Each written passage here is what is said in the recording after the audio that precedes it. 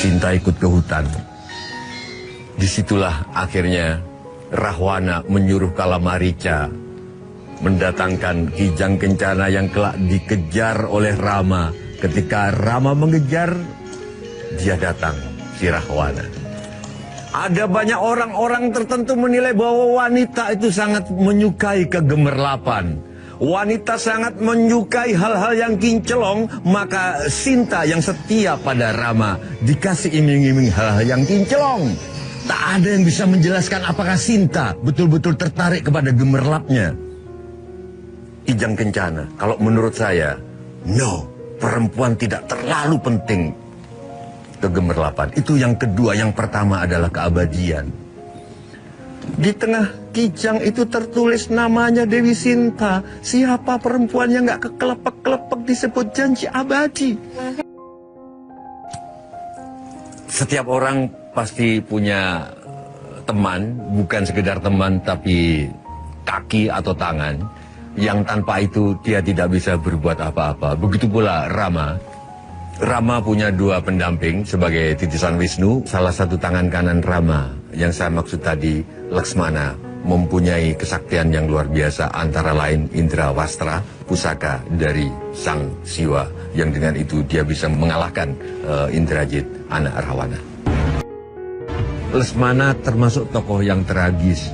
Hampir semuanya tragis di dalam Ramayana. Tapi bayangkan coba, ketika Rama pergi memburu Kijang Kencana, pesannya, hei adikku Laksmana, jagalah kakakmu Dewi Sinta, aku akan mengejar Kijang Kencana. Maka Laksmana menjaga. Ketika dia menjaga Sinta, hei Laksmana, kata Sinta, tolonglah kakakmu itu, kasihan sendirian. Kebetulan waktu itu Marica, sang Kijang Kencana ini mengadu-adu, membuat suara seolah-olah dia suaranya Rama. Oh, Laksmana, tolong aku, Laksmana. Padahal itu suaranya Marica. Dewi Sinta kaget. Itu Laksmana bantuin kakakmu. Tidak, Kakanda, aku disuruh oleh Rama untuk menjagamu. Di sana dia bangkit, feeling perempuan. Kamu pagar makan tanaman ya, kamu kucing garong ya. Kamu kakak iparmu sendiri, kamu pasti naksir sama aku. Kamu pasti mau langkah culiko, langkah curang terhadap aku dengan kepergian kakakmu.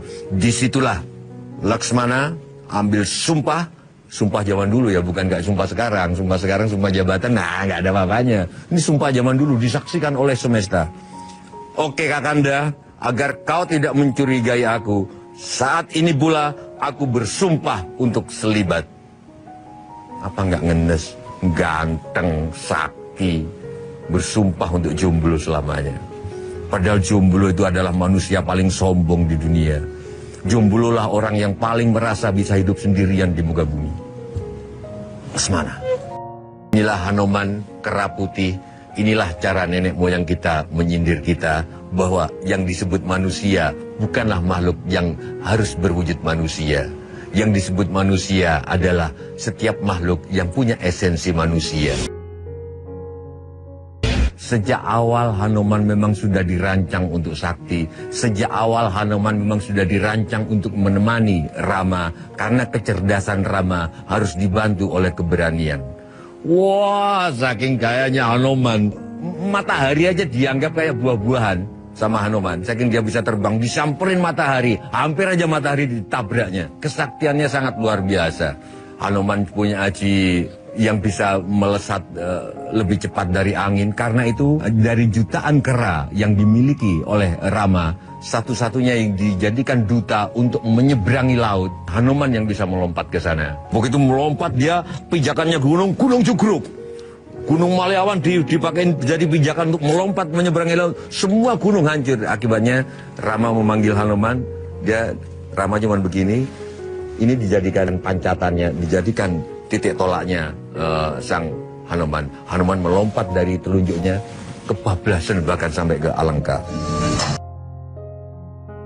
Hanoman itu ketemu di di hutan belum pernah ketemu Sinta, disuruh oleh Rama, Anoman, temuilah istriku, saksikan apakah dia masih hidup. Sendiko itu artinya siap kalau zaman sekarang. Begitu sampai sana dia bingung, mana Sinta, karena ada banyak tawanan. Ada ribuan tawanan perempuan di situ. Siapa ini di antara banyak perempuan yang bernama Sinta? Karena permaisuri sang Rahwana bernama Dewi Mandodari secantik Sinta. Bingung.